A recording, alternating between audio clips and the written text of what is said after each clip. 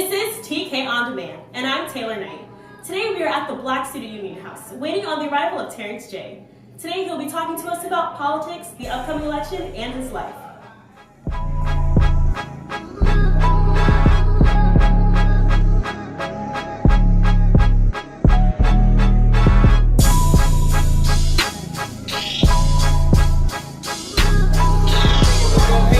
Y'all in here like this. Y'all in here.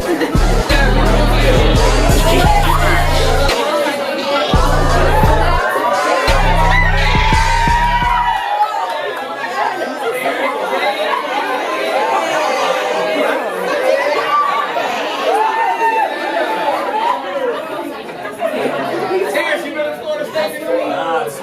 Really? Oh, y'all can Terrence J.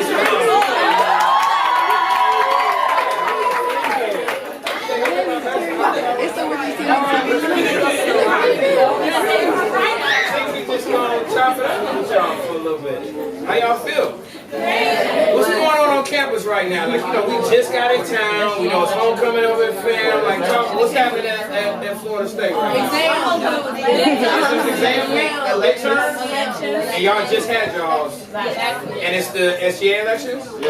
Anybody in here running? What's your name? Erica Charles. Erica Charles, what are you running for? I'm running for Arts and Sciences Seat 3. Okay. Yes. All right. Where are you from, Erica? Hold on. I'm from Orlando by way of Miami. I'm running for Arts and Sciences Seat 3. Okay. Voting takes place till 7 p.m. So, So real quick, we're here, we're in town. TJ just flew all the way from LA. I just came in from Chicago. We wanted to spend some time with you guys. I want to give your VP a chance to kind of introduce us to the organization and introduce y'all to us, and I think we're going to have a little bit of a dialogue. T and I got some things on our mind we want to share with you, listen to you, talk to us, and that's really what this is about, okay? What's your name? Monet King. Monet. All right, you got it. You're welcome. Well, if you don't know, this is Will Packer. He's a producer who produced Think Like a Man.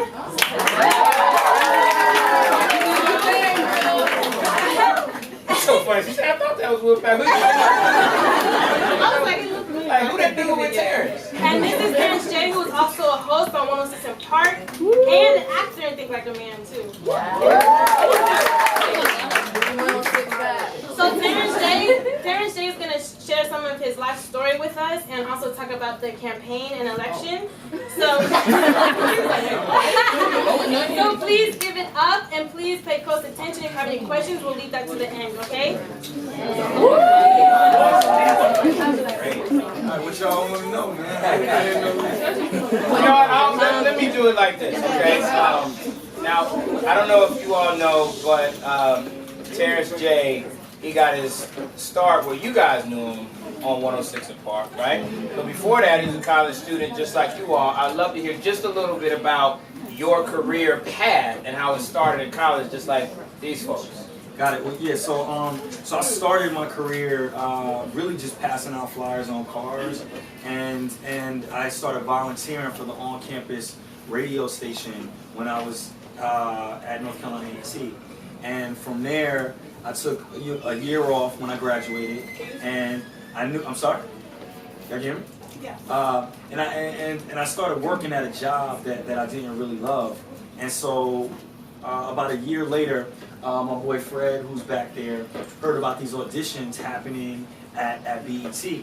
So I flew up to New York and I stood in line. There was like 1,000 people waiting in the line for the audition. And I remember when I went in and I had the paper, I was super nervous. I had to read something off this paper. It was like, hey, number 4 video was Jay-Z or whatever, but I was mad nervous and I didn't get it. So we jumped in the car and we drove from New York to Atlanta to audition for the same thing. They had auditions going around the country. And so the next time I went into it, I was prepared because I knew what was going on, and I got it. And so that's how I started my career. So whenever I come in and talk to college students, you know, it's just really important when you graduate. 3 things is one, you know, go after what you're passionate about, right? So when Will talks, you know, Will's degree is not even necessarily in film, right? Yeah, was it engineering degree? Forget necessarily, not at all. It's not at all. Yeah. It was engineering, which is a joint school, Florida State and FAMU. That's where I came from. But the thing Any is, engineering majors in here? No. Nah. Heck no. Will is successful because he's so passionate as a producer about what he does. If he would have been an engineer, he would have sucked. You would have been a really bad engineer. What do you mean? I would not have I wanted to feel like be. I'd be successful. I wouldn't be in a building that you engineered. No, You can't encourage me. Nah, I made good grades. do something. How was your grades, Terrence? I came out banging too loud. How'd you do? I came out I started on academic probation when I came into school. I had a 2.3. When I graduated with a 3.8 student body president.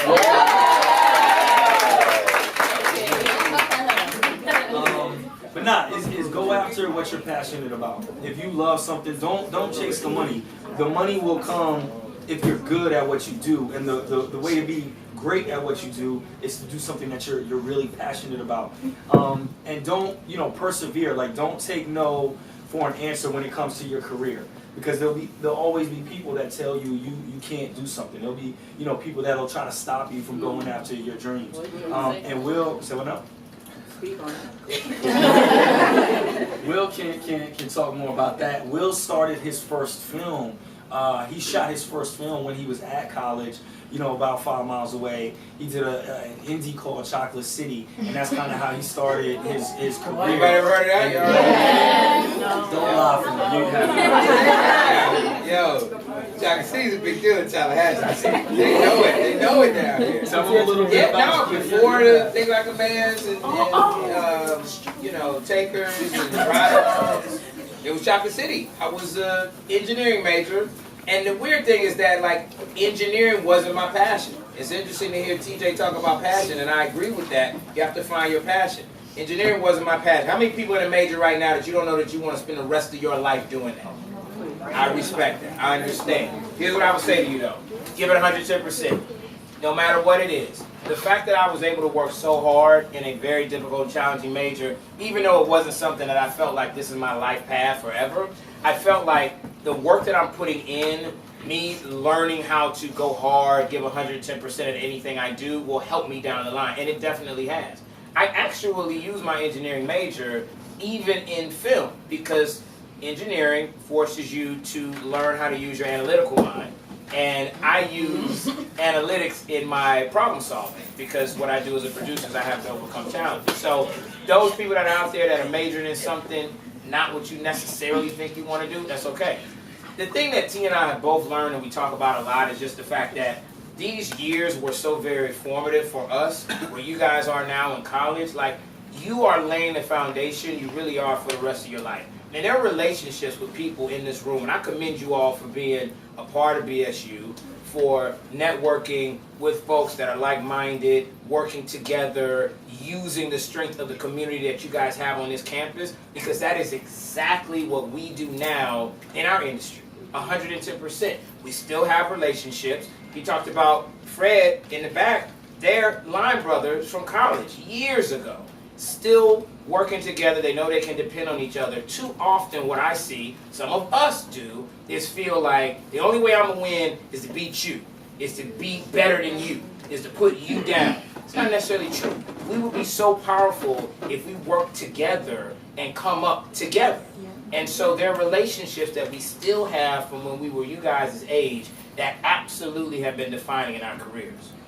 One of the things that, we do want to talk about is this upcoming campaign. When you think about, like, working together and how important it is to stick together, there's been a lot of conversations just about the black community and the black vote in this election. We're here not so much to say, like, this is exactly what you should do. We're here to say, you got to make your voice heard, period. Period, point blank. Because, unfortunately, young blacks are one of the most apathetic demographics out there. One of the demographics that say, I ain't got time, I don't care, I don't like either one of them, my vote don't matter, so-and-so's gonna win anyway. You heard people talking like that? A lot of people talking like that. Here's the thing. If nothing else, you guys are where you are on a campus, a majority institution campus, where people are supposed to treat you the exact same way they treat anybody else. It was not always like that. I made a project that I'm very, very proud of. It's called Roots. I don't know if anybody saw it, but I remade the mini-series Roots. And in the process, I learned about how Africans who were kings and queens and warriors were brought to America.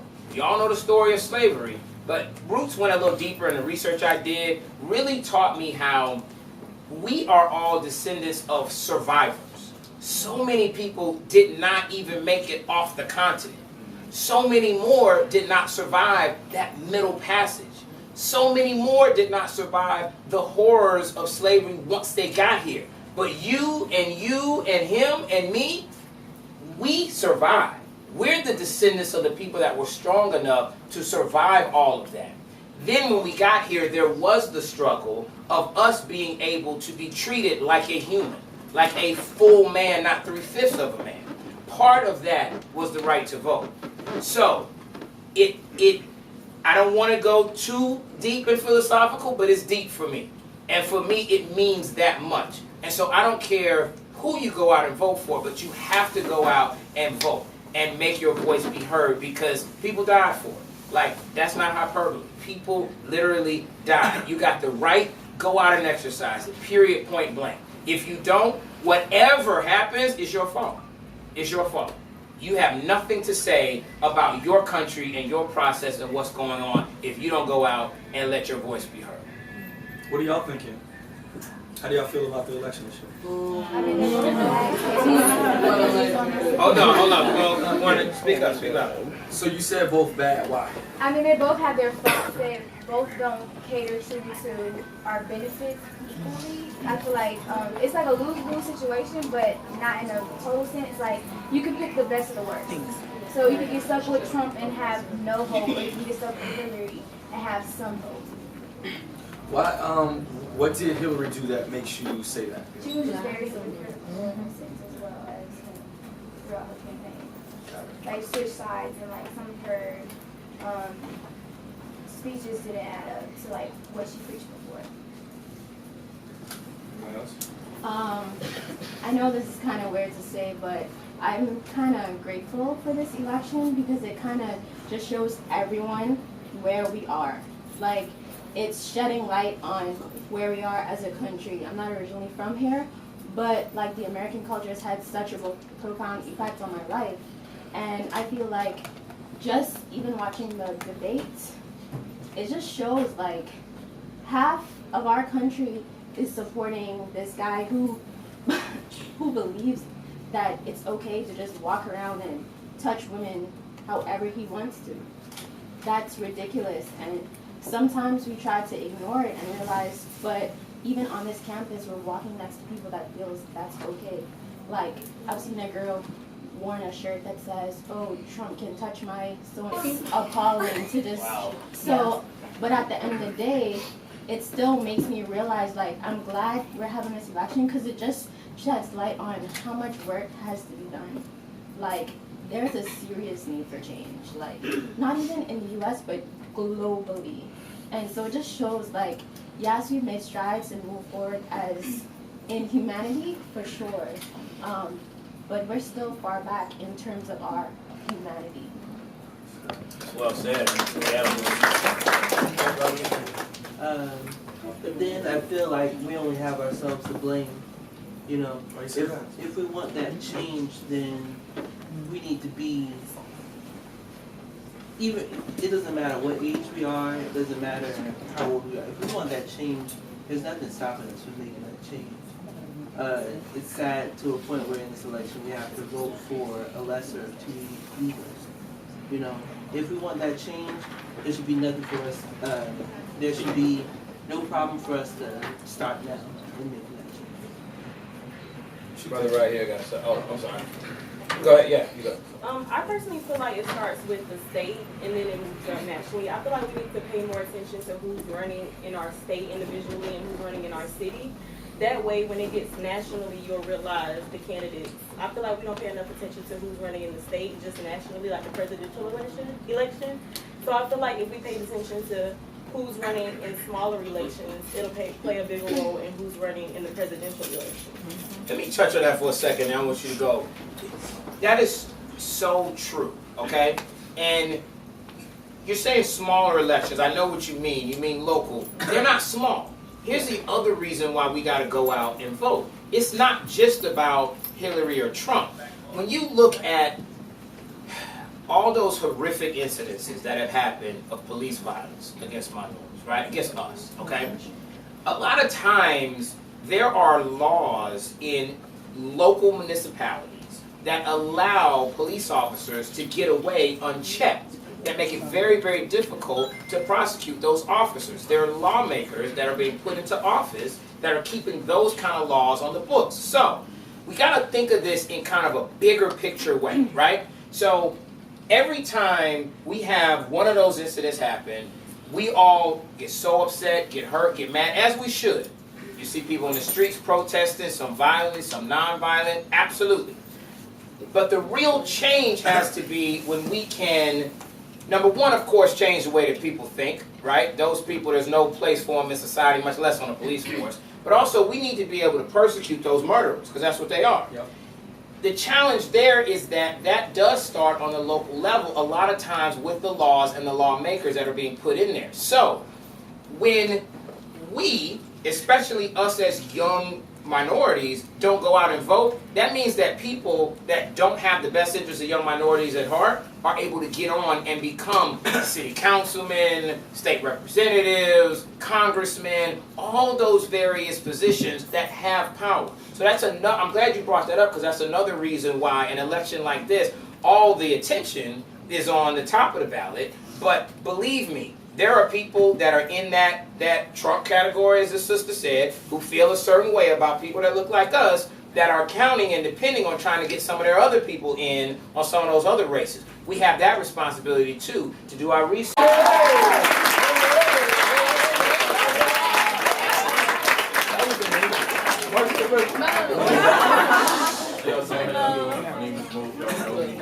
Marcus just brought up a great point about the statue owner and whatnot. So I have kind of mixed emotions about that because, you know, there's a, as you all know, there's a statue of a slave owner on our We don't know. Come break it down for us. Today is the day we have SGA elections, so you vote for people who want to be an SGA.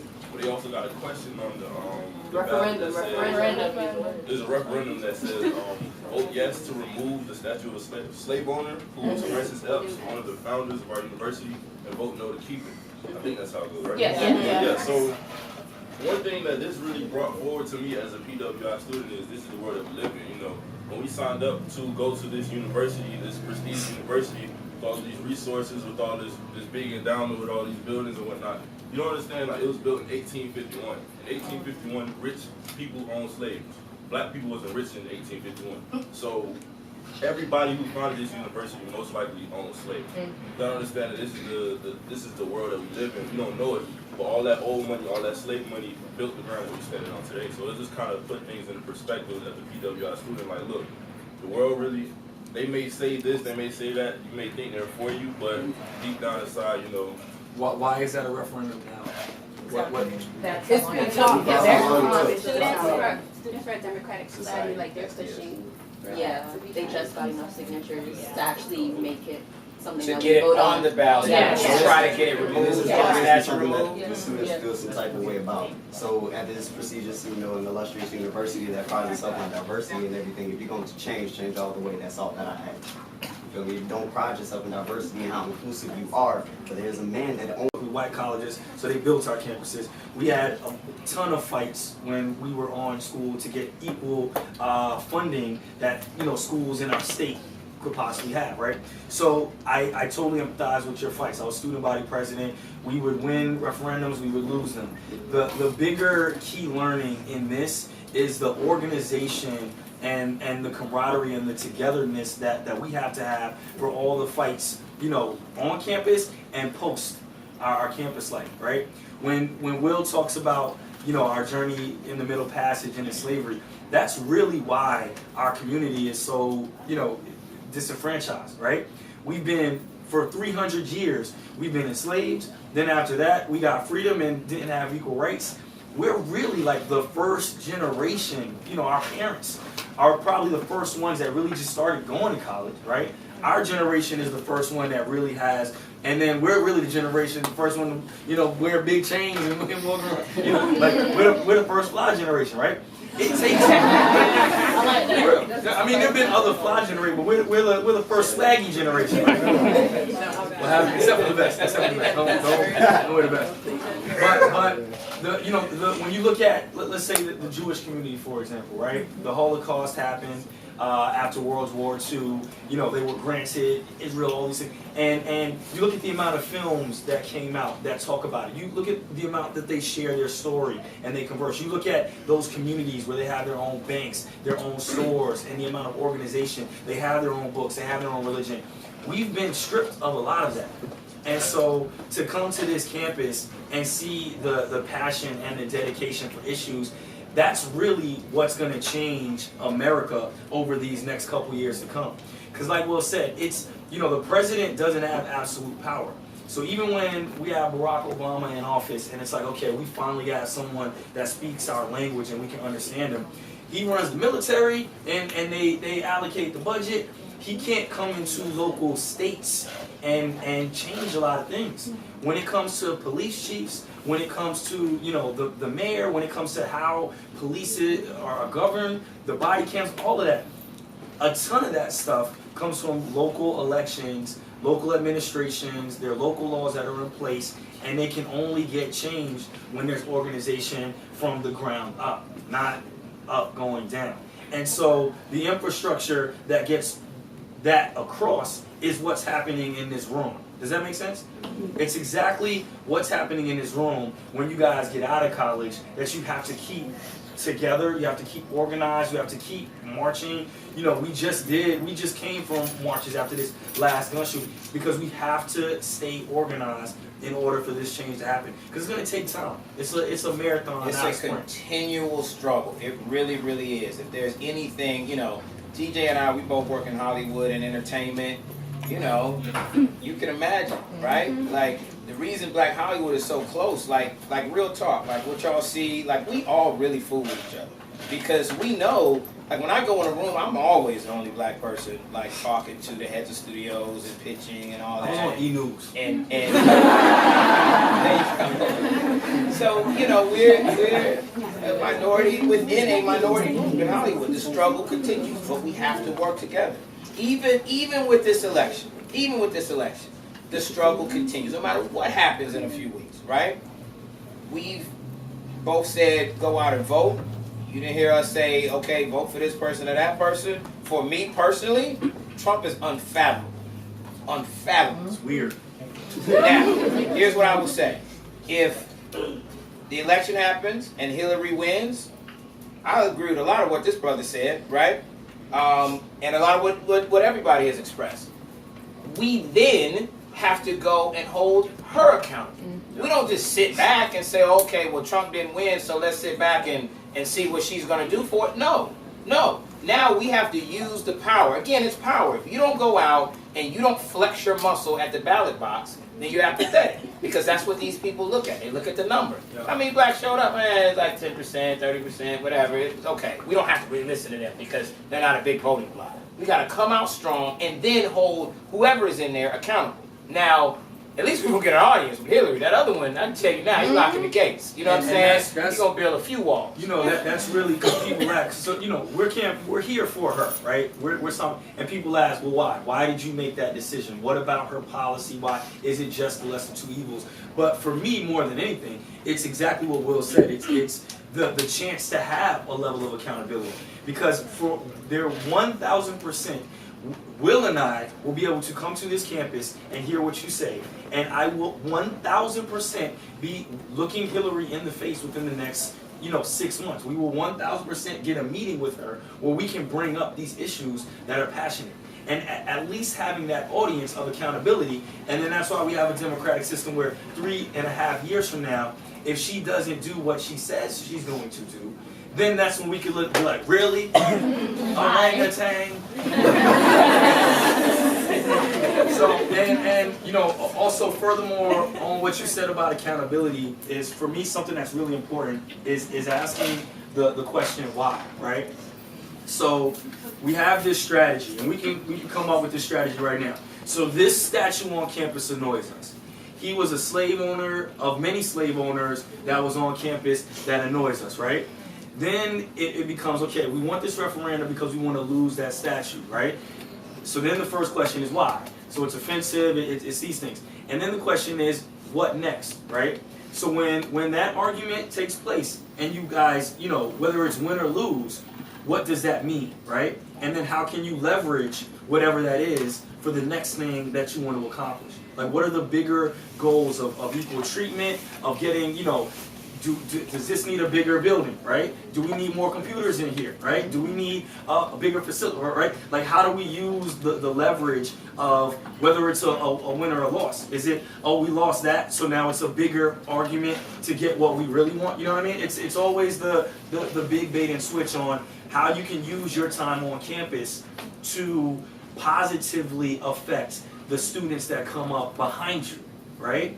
Because that's really what it is, right? Is we're here for 4 years. So if the argument is we want to get this statue off campus so that, kids that come in 2020 don't have to look at it, then it also needs to be the plan in place for, we're going to use that as a springboard to get more computers, right? And I'm gonna get, so this is the studio. Is there TVs in here? This is the TV. So I'm gonna send a new TV. We're gonna get a fresh TV.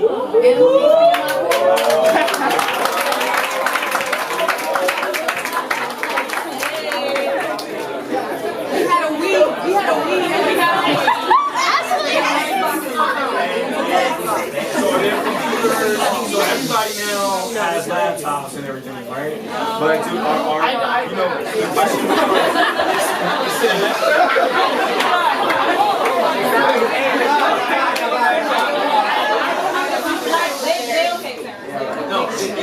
it just becomes, for students that might not have the funding in the classes that come after you, how do you, take these victories to put together a pool of money to help further them when they, because that's really all life is about. Like, as soon as, life is about growing, gathering information, and passing that information to those behind you, right? That's what childbirth is. That's the entire point of the human race, right? Is to help the people after you so that we can succeed and survive, right? So when Will got on, Will, and this is Shayla, by the way, as well, who is actually, and the reason why Shayla's so Shayla, when I met Shayla, I did a film for Will called Stomp the Yard 2, right?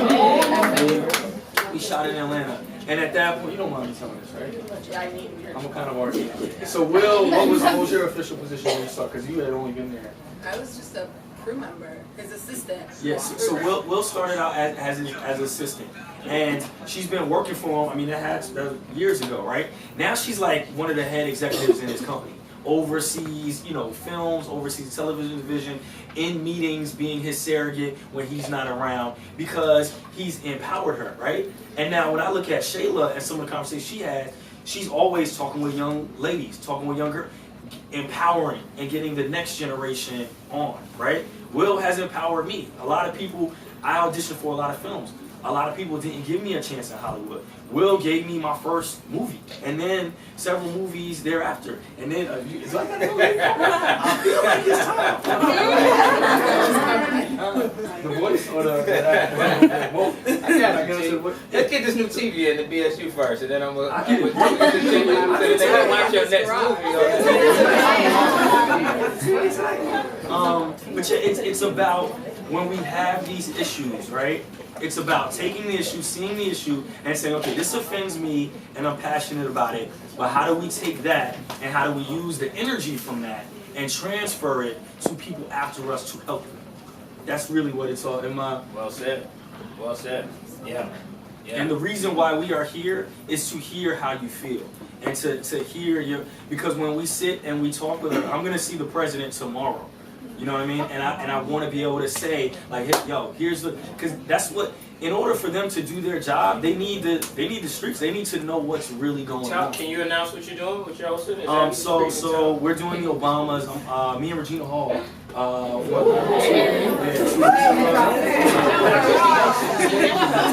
Regina Hall's in Will's next film, Girls Trip, which is actually my next film is almost Christmas. Yeah, I'm sorry. Next film is the film after.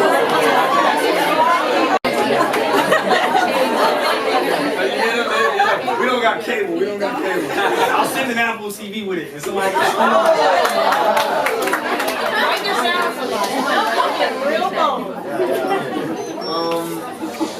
yeah, no, this is great, y'all. We really wanted to come by. This is hopefully you get a chance to come back. We a lot of times we know you guys don't get the opportunity to interact with, folks like us who, like, literally TJ will be with President Obama tomorrow. So this is important. We didn't know the issue about the referendum with the statute. We support you guys with that 110%.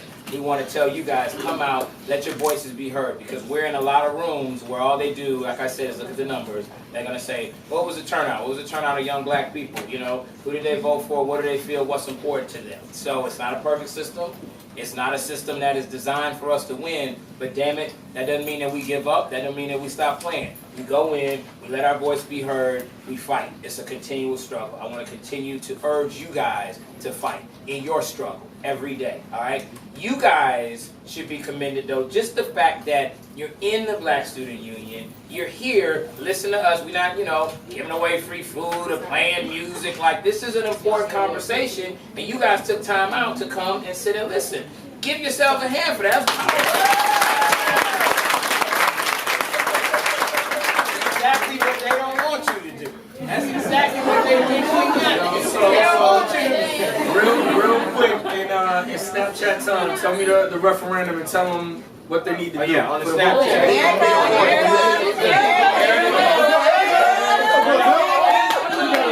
So, one. Please go to sga.fsu.edu and vote yes to remove the Epps statue in front of the Epps Hall today, now, till 7 p.m. Perfect.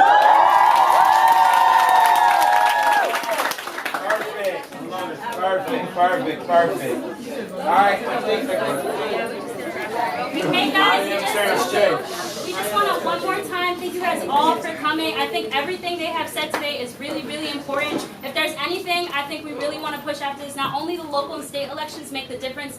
We are not here just for Hillary. Hillary's not the only person on the ticket. Hillary's not the only person who's going to affect you here in Tallahassee.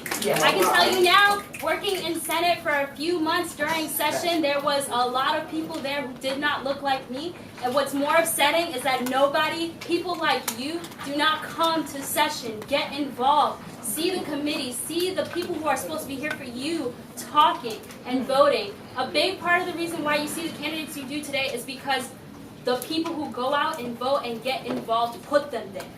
You put the people you want up there.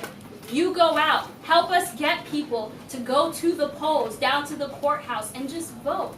It's really simple. You will never realize when you go out, you'll realize how many people don't have the opportunities that you guys do.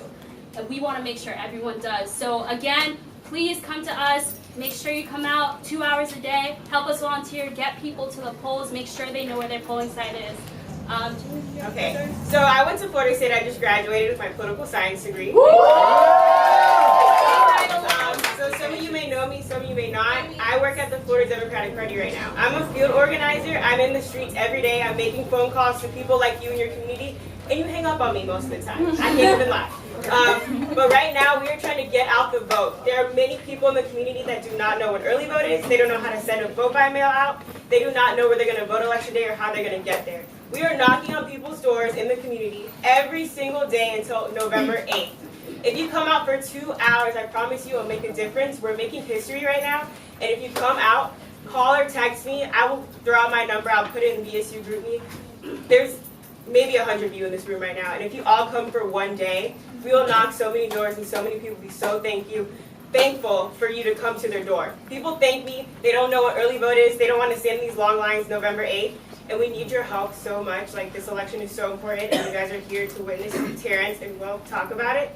I'm very passionate about politics, so if you know me personally and you don't come, I will be offended. So yeah, just please come.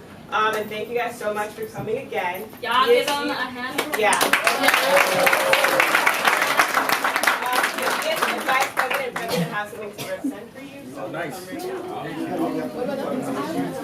Hi guys, again, I'm the Vice President of Black Student Union, Monet King. And I'm Rashard Johnson, the President of the Black Student Union. So we have something, our token of appreciation, our shirts.